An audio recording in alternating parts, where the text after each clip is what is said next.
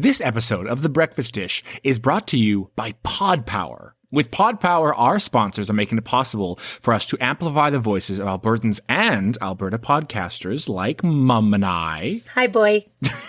This episode, Edmonton Community Foundation is helping us give a Pod Power shout out to Glass Bookshop Radio. Glass Bookshop is where my sister Kimmy Beach has done a number of readings of her books, and she loves them. I'm not just saying that, she said that. Yeah, Glass Bookshop. Glass Bookshop Radio is the official podcast of Glass Bookshop.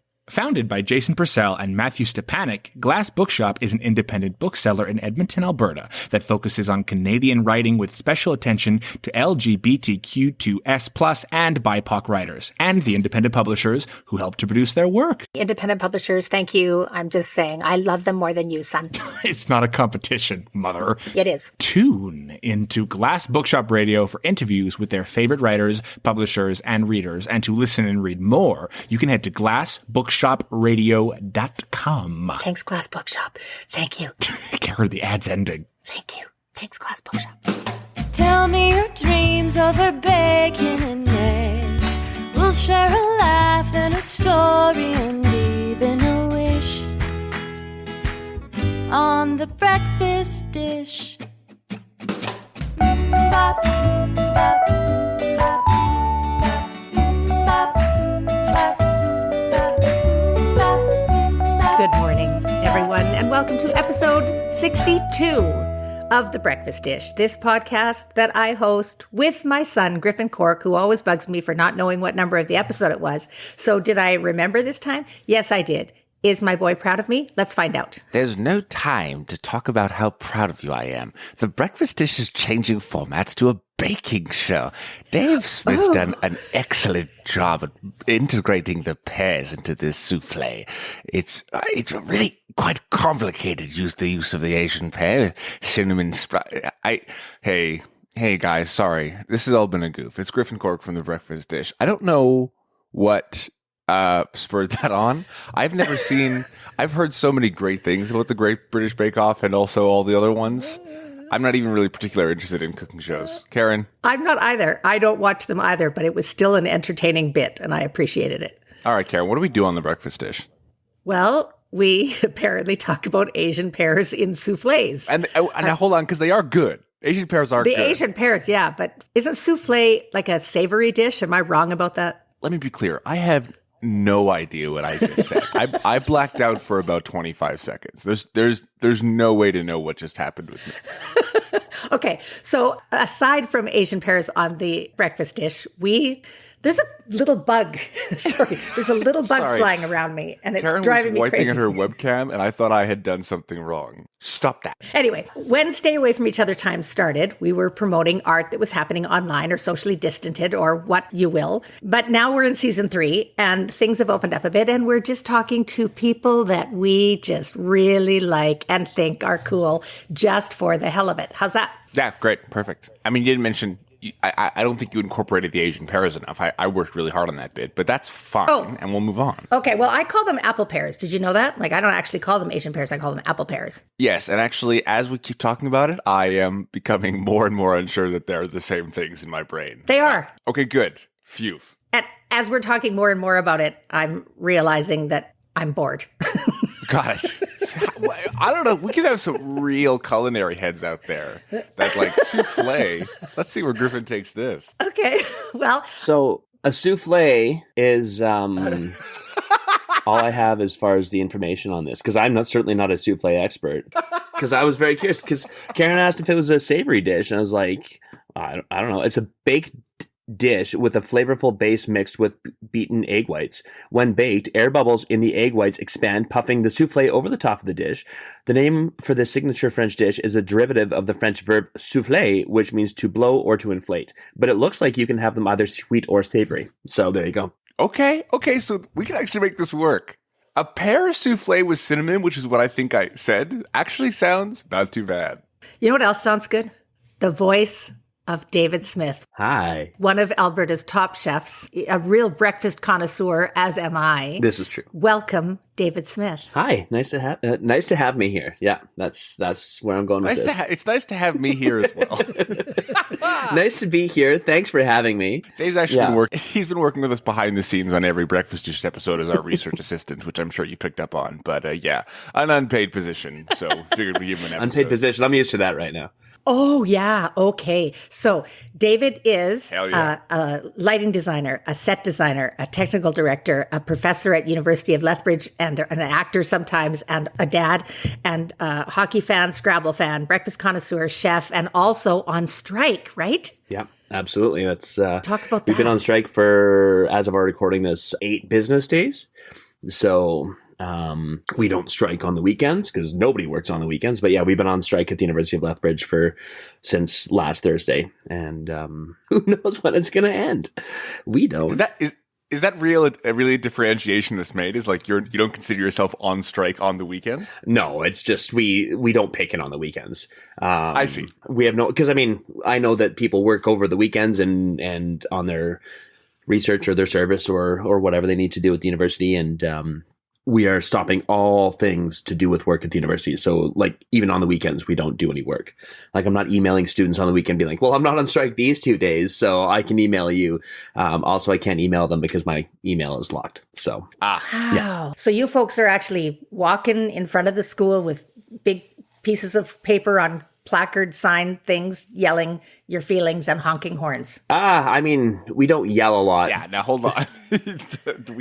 Let's not make that comparison. Maybe. You're right. No. I just have this image of when people are on strike, sometimes people that drive by that are supporting them honk when they see the ticket signs. Okay. Yeah. So you and your fellow instructors are actually standing on the side of the road, walking back and forth in the cold. Yeah? Yeah.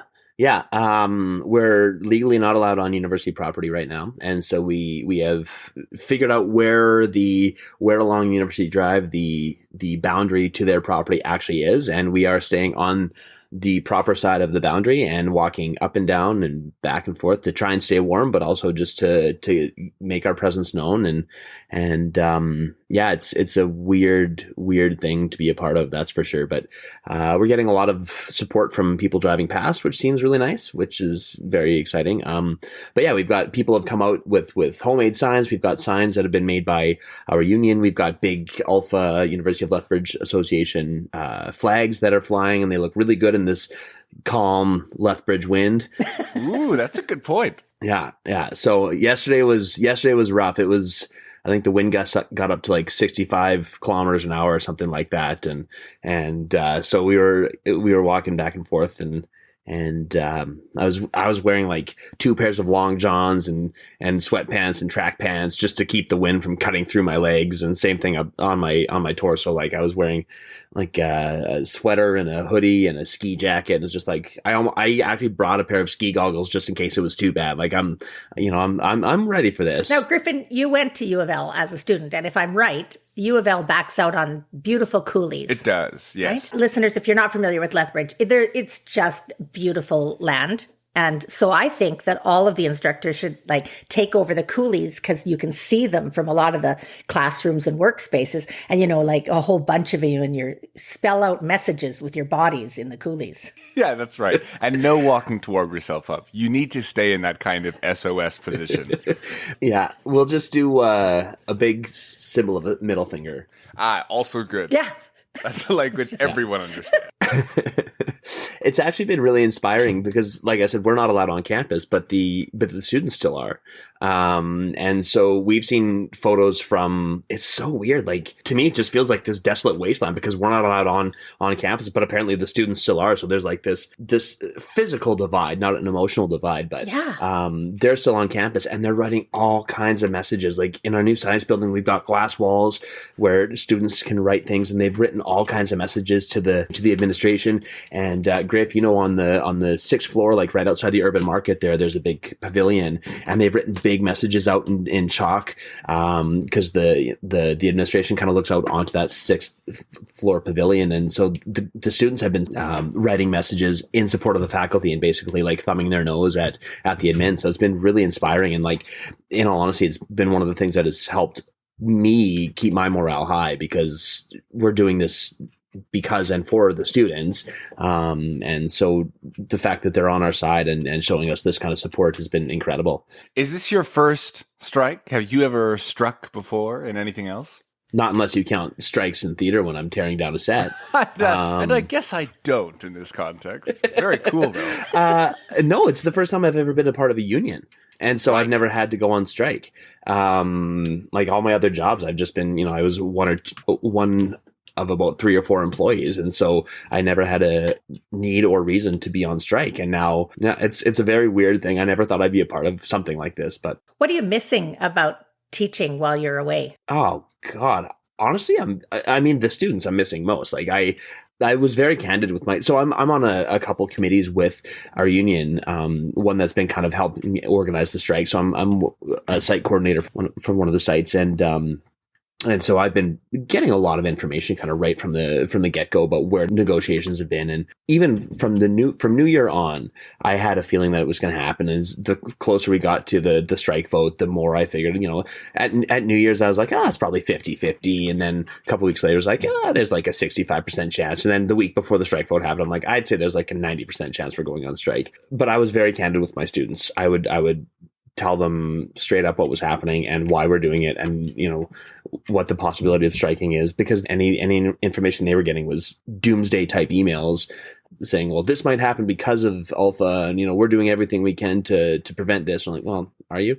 And so anyway, like I miss the students. I miss them, the inquisitive minds that they have. And I'm teaching a first year class. It's Introduction to Stagecraft. It's just basically introduction to all things technical theater, and it's such a fun class to teach because I get to meet all the first year kids and just get to know them a little bit. And this semester's group is so fun, and they're so, like I said, inquisitive, and there's sometimes I'm teaching on Zoom right now, which is not ideal. We should, once we go back from the strike, we should be back in person, but teaching on Zoom right now. And sometimes it's just such a ghost town. You ask a question, it's just a void of nobody responding. But this semester, I've got these kids who are just like, I think I know this answer. I'll take a shot at this. And I just miss the enthusiasm that they have. So, it's why I teach in the first place, right? I think U of L, I know I'm biased because my kid went there, but let's talk about some of the amazing people that have come out of U of L that we know of, like Cole Chakey, Jamie Dunstan, Marshall VL, Ryan Reese, Laurel O'Neill, Lisa Floyd. Like the U of L has produced an incredible amount of talent in the last 20 years. Yeah. People that I've worked with regularly, right? This is one of the reasons why I wanted to work down here, is because, partially it was a job teaching into university, which is something I've been working towards for quite some time, but also because it was still in Alberta. But when I was production managing the Ignite Festival with Sage, we would often get a bunch of U of L students, particularly in the tech and design program, come up through the Ignite Festival. It's like, what are they teaching them down there? This is incredible. And so just to be somebody who's at the forefront of that has been such a cool experience. I'm finishing my 5th year here, and it's been nothing. Well, I don't want to say nothing but good times because we're on strike right now. But context. But for the most part, like the teaching aspect. Oh, and COVID. But when COVID and the strike aside, it's been an incredible experience. So you've been kind of gunning for a university job like for a while now. It wasn't just like up and sprung. It's something you've been working at. Yeah, when I was in grad school, it was something that I didn't know I even wanted to do grad school. And then when I started that, then I didn't realize I wanted to be a university instructor until I started TAing in grad school. And then I was like, oh, this is kind of fun. Maybe this is what I should be doing. And so basically from like 2009, 2010 onward, my goal was always to get into a university to teach. But I also knew that it was going to be not just, I'm not going to graduate with my master's and then jump into a teaching position. I knew I needed to get some experience designing and just being in that professional world. And I think, the years that I put in the professional industry in Calgary and Edmonton and Prince George, and even I did a couple shows down here in Lethbridge, like all of those shows that I did were kind of gearing me towards having enough experience that I could teach people what I was doing. Well, this is our biggest connection, Dave Smith and I, is you as a designer.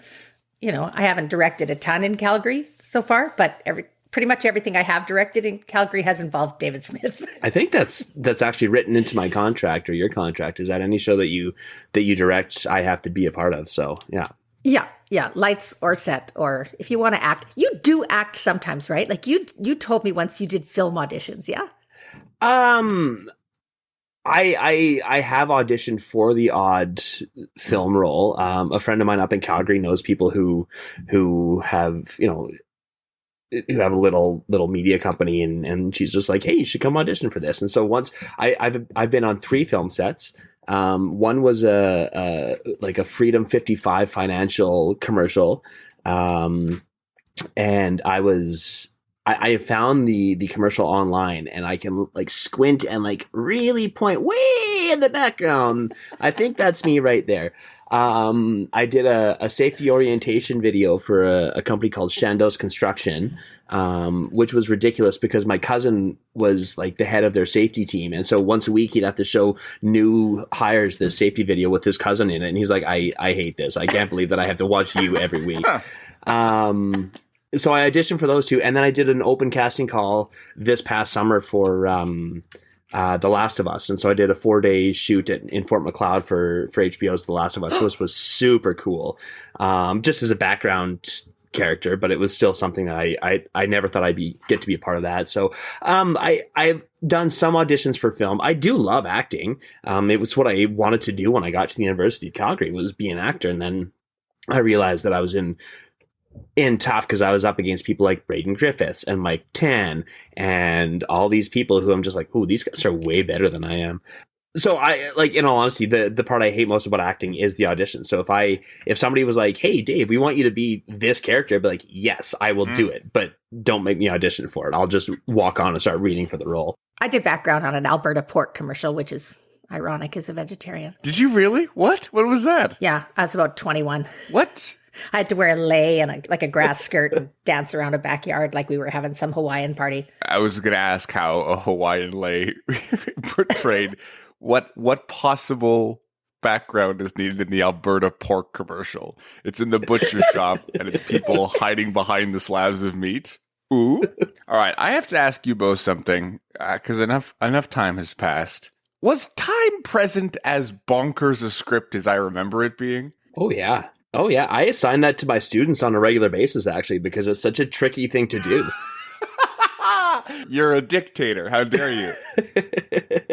Well, Dave, talk about Time Present. Time Present was, we can rewind a little bit here. So Karen was our emerging director at Lunchbox, which basically meant that she would be for a full year season, she would come, or the emerging director, not just Karen, but the emerging director sits and is kind of the assistant director on different shows at Lunchbox, get to learn from a whole bunch of different directors, and then at the end of the year, they have a showcase where they get to do their own show. And so Karen picked this play called Time Present, which is written by Ted Atherton. Or Ted Atherton. And it was this cute little two-hander.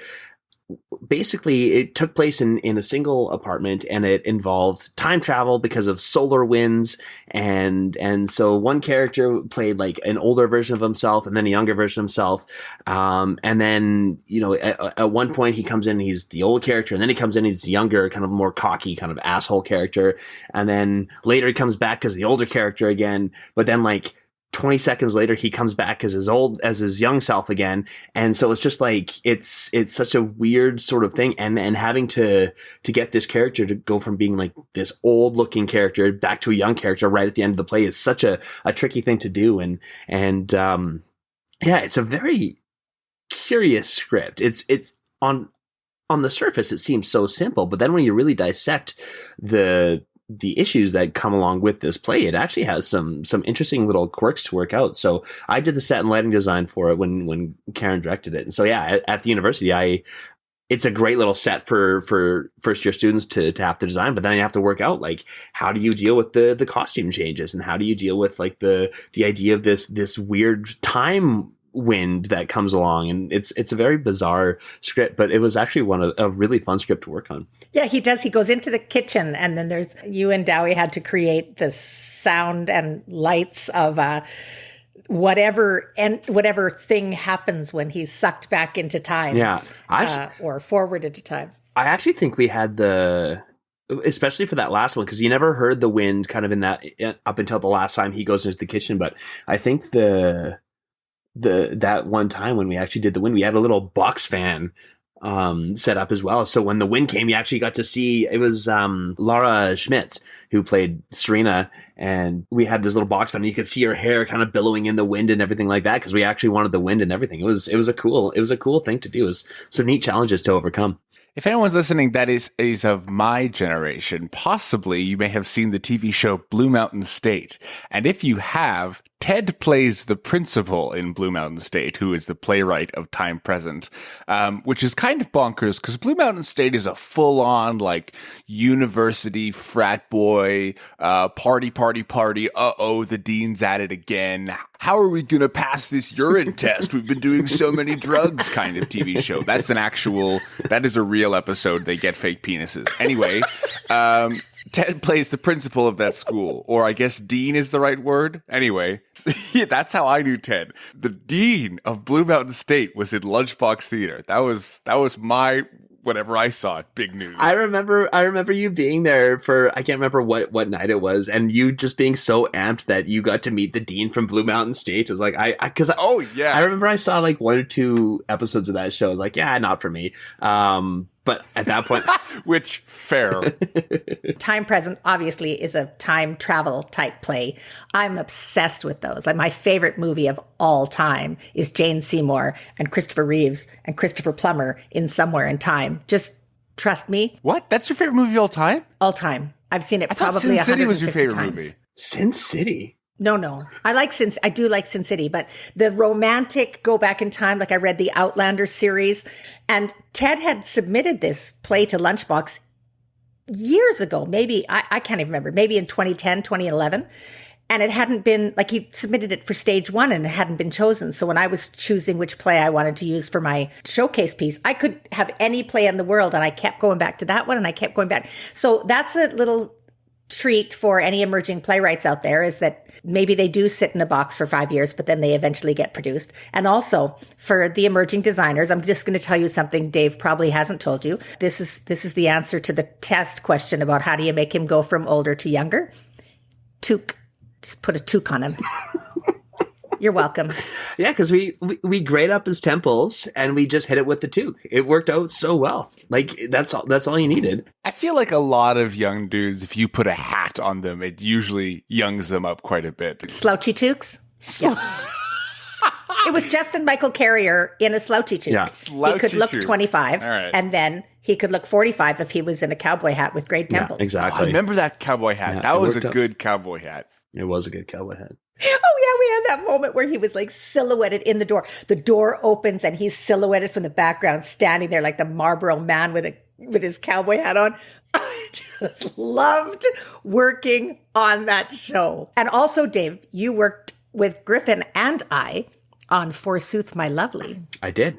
Yeah, I was in one of the classes that I was teaching, that I am kind of currently teaching. It's called Theater in Professional Context, and it's basically teaching students what the real world is like and kind of preparing them for the real world. So one of the things that I'm doing is getting them to make an online portfolio.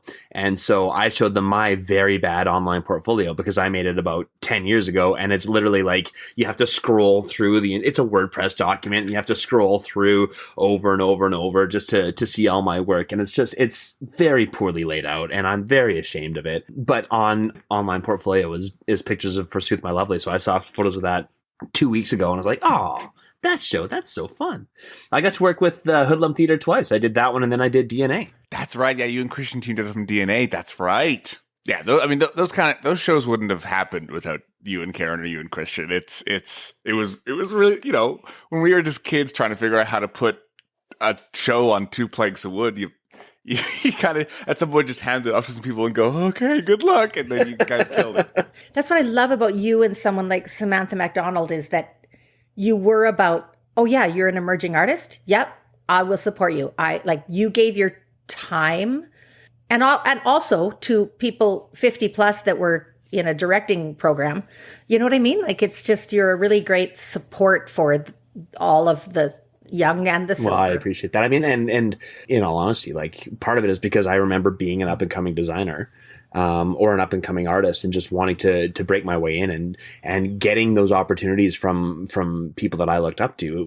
It meant so much to me, but also an opportunity to work with the Karen Johnson Diamond. I mean, I saw you on stage long before I met you, and it was just such a cool thing. I was like, oh, to get to work with this person that I revere. And then it's like, oh, well, it turns out we just hang out and eat breakfast and play Scrabble, or we'll work on every show ever together. Then it just became like this great friendship. And that's the cool thing about theater is you can start working as colleagues, but then you just have an instant kinship. Like me and Samantha, the first day I met her was Easter Sunday in Prince George, and she met me at the theater, and I was a little bummed because I had to be in Prince George on Easter Sunday, and we went to the BX pub and we had beer and I think I had a turkey sandwich or something like that, and like we just hit it off. I was like, oh yeah, she's gonna be in my life forever. And there's just people that you know about that are like that, right? So the BX pub in Prince George, I once found a $50 bill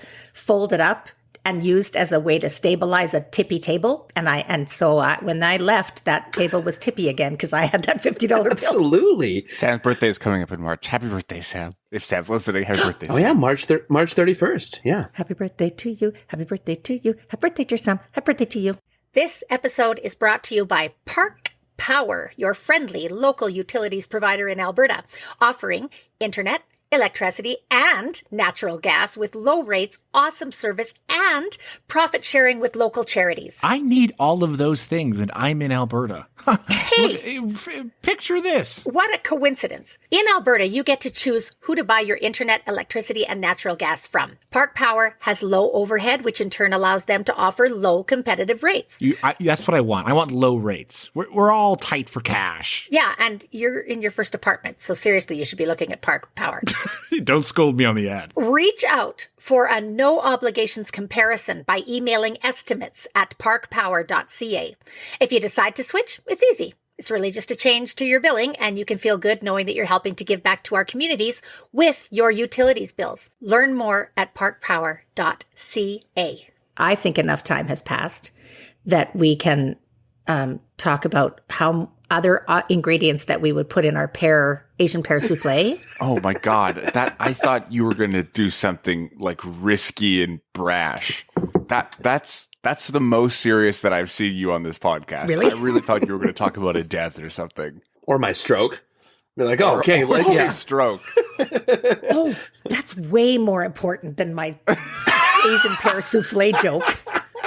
Let me just be clear. Everything's more important than the pear souffle joke. Okay, hang on. You love time travel? You're obsessed with time travel? Yep. Have you seen the movie Predestination with Ethan Hawke? No. You should check that one out. It's on, I think I found it on Netflix. I don't know if it's still on there. I had a student back in the summer session who was a huge fan, like same thing, just loved time travel. It was his favorite genre of movie, and his favorite time travel movie is Predestination. I think it came out in like 2015 or 2016. It's got him, it's got Sarah Snook in it. It's actually really interesting. I rated it an 8 out of 10. So, I would check it out. Yeah. Okay. I'm going to be busy sending myself a text with that in it while you talk about your stroke. Go. I had a stroke. How old were you? You don't have to talk about your stroke. No, I don't care. I'm a pretty open book about it. It's like we just did a show at the university. Kelly Ray directed it, and there's a line in it that says, "I think he's having a stroke." And he leaned over to me when we were in the run. He's like, "Does that trigger you?" I was like, "No, I'm fine." I was 35. It happened on my 35th birthday. So happy birthday to me. Happy birthday. I think it's great to talk about like the surviving aspect of Totally. it, because it is such a scary word. But then we look at Dave, who to me has bounced 100% back. But it happened on your 35th birthday. And how did you know?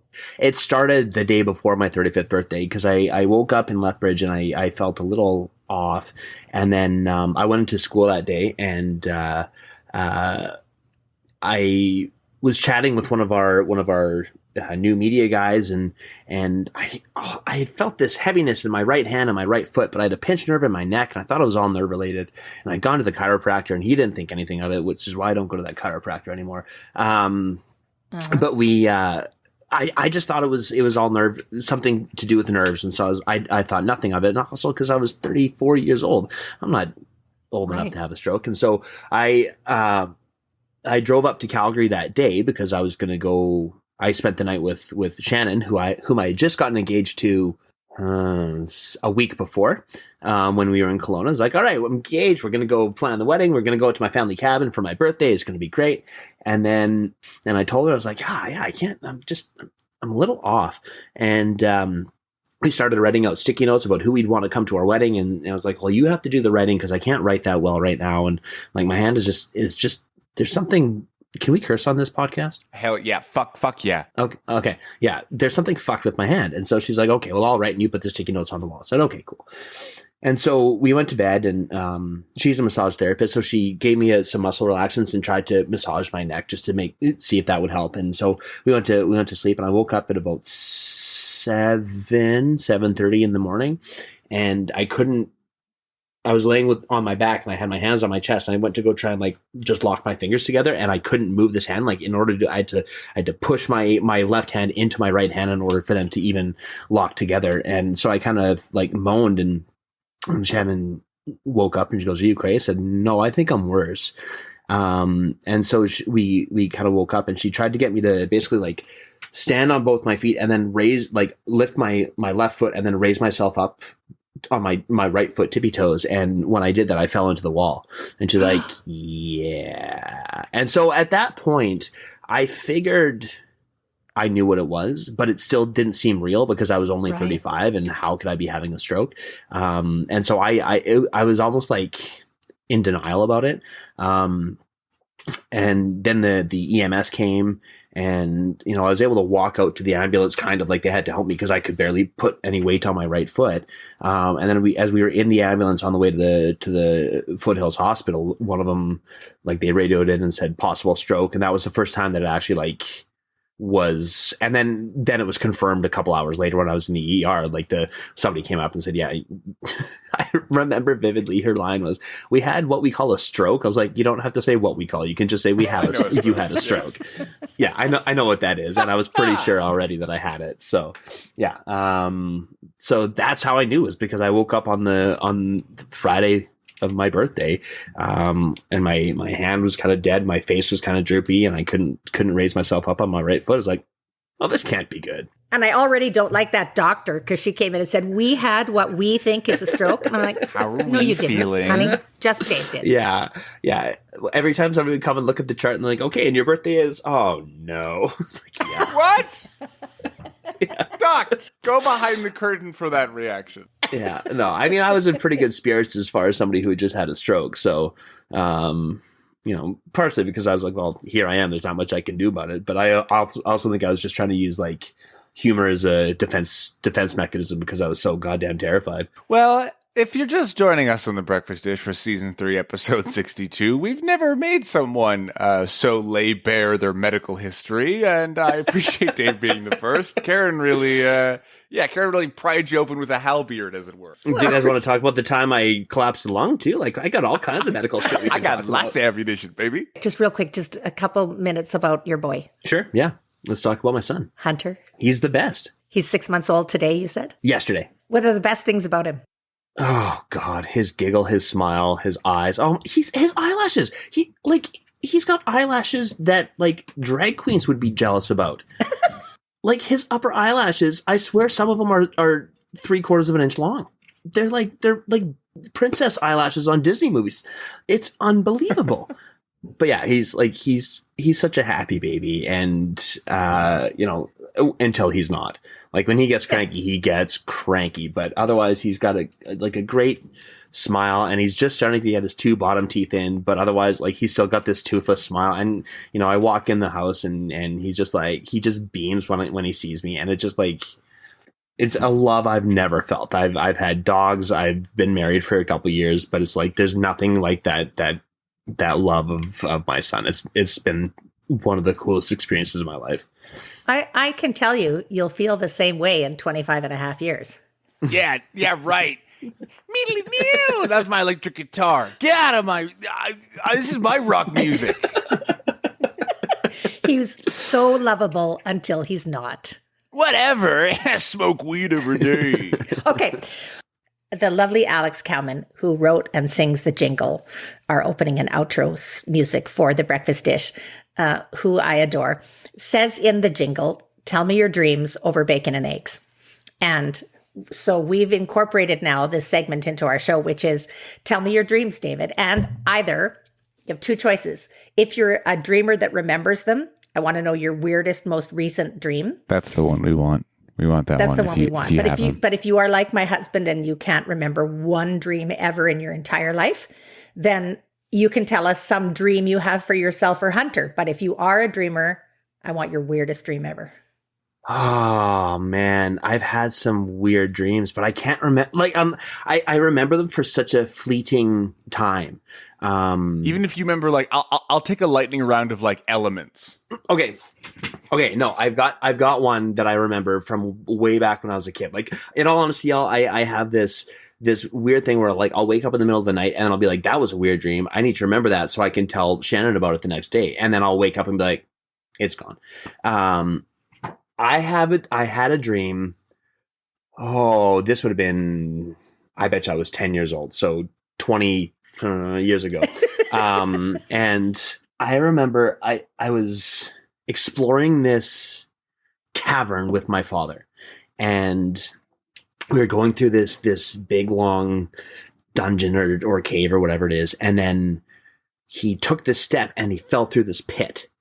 And the next thing I remember is hearing this shriek, and it woke me up, and I was terrified because I thought my dad had died. And so I woke up and I was just beside myself. And so I went and I realized it was a dream. So I went to the bathroom, okay, that was weird. And I don't know about you, but if you ever have a dream where you wake up in the middle of it and you're like, oh my God, that was such a great dream. And you try and will yourself back to sleep so you can keep that dream going. This is the only time where I've ever been able to will myself back into the dream, because I wanted to make sure that my dad was okay. And so I actually I remember falling back asleep, or maybe I'm just projecting. Maybe this didn't actually ever happen. I just wanted it to, but I remember the second part of the dream is so I jumped down in this pit after him, and he had discovered this dragon or this monster or something like that. And before the monster could kill him, he stabbed the monster. And so the squeal that I heard was the creature dying and not my dad. So I don't know if I just laid there and made myself think that I was still dreaming, or if I actually did fall back asleep. But I remember it's the most visceral memory I've got of a dream, and that happened 28 years ago. I was about to question why you wanted to go back into that dream, but the reveal really paid off. Right? Yeah. Because I was I don't want my dad to die, so I want to make sure he's okay, even though I know he's right across the hall. And thus was born your love of Dungeons and Dragons. I was a closeted Dungeons and Dragons fan. You said the words dungeon and dragon in that, so I know. Yeah. I started playing D&D during the pandemic, actually. What do you play? Give me the D. I'm a rogue. His name is Lucan, based on a Pearl Jam song, because anybody who knows me will be like, yeah, that sounds about right. So I started playing when we went online. One of my colleagues in the drama department, he emailed me. He's like, so how nerdy are you? I want to get some, I want to do an online version of an online Dungeons and Dragons game with some friends. And I'm just wondering if you want to play. I'm like, Aaron, I've never played.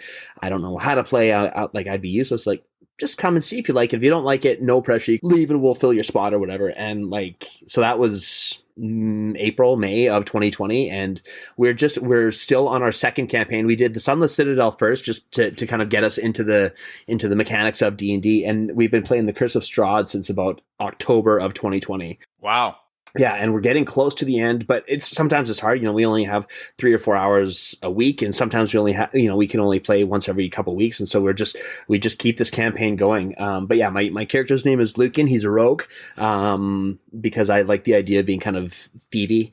Up until last night, he was chaotic neutral, but a couple weeks ago when I was in tech for a dinner party, I had one of our players was playing as me as well as his character, just because, you know, we needed to keep the game going. And I don't know if you've ever played in The Curse of Strahd, Griff, but towards the end, there's this one place where we're discovering. I'm trying not to spoil anything for anybody who hasn't played it yet, but might be playing it down the line. But there are these sarcophagi that you can or cannot touch, and if you touch them, you get like these dark powers. But at the same time, if you don't roll a charisma check, then your alignment shifts. And so I went from chaotic neutral, and now I'm lawful evil. Lawful evil is a bad one. Yeah, so I'm like, and so I found this out yesterday from our DM, and my campaign guys had no idea that my alignment had shifted, but they're like, "Wow, you're kind of an asshole now." I was like, "Yeah." Turns out I have to start playing this guy as a dick now, which is kind of fun. Lucan is he's a half elf, half human, and he's kind of a lush. He just loves drinking.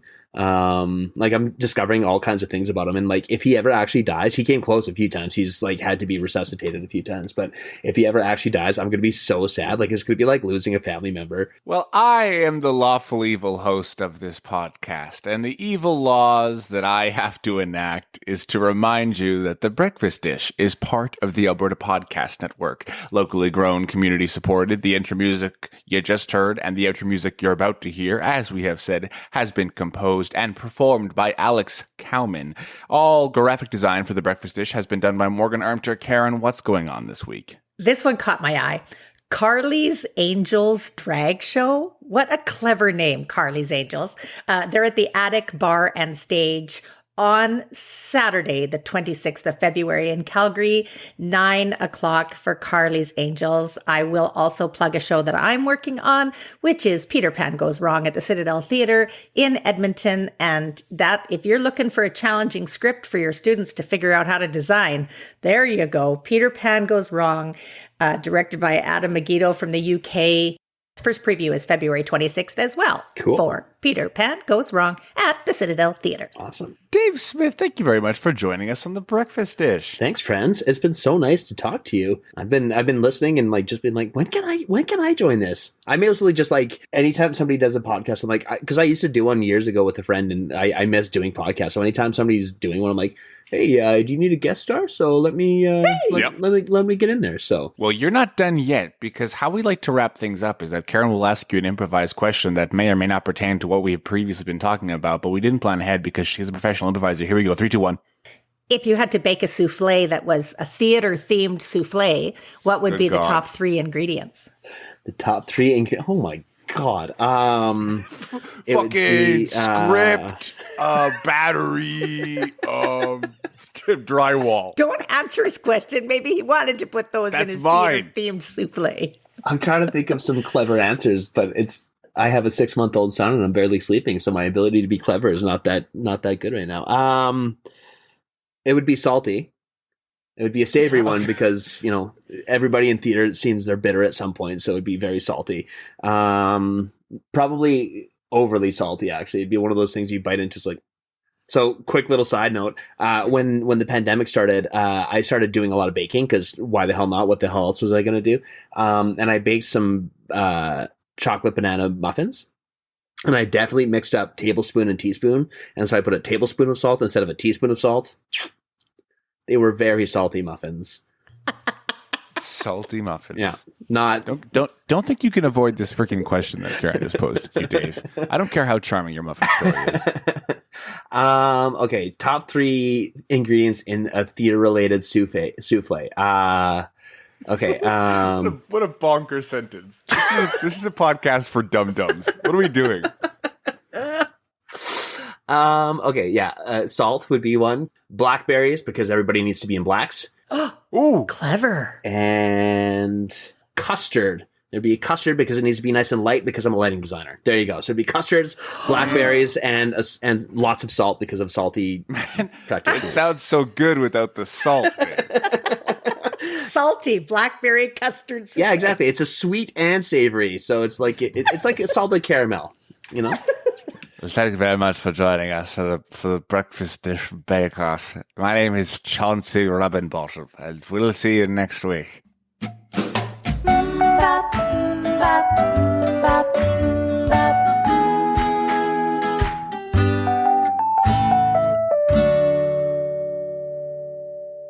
This has been The Breakfast Dish.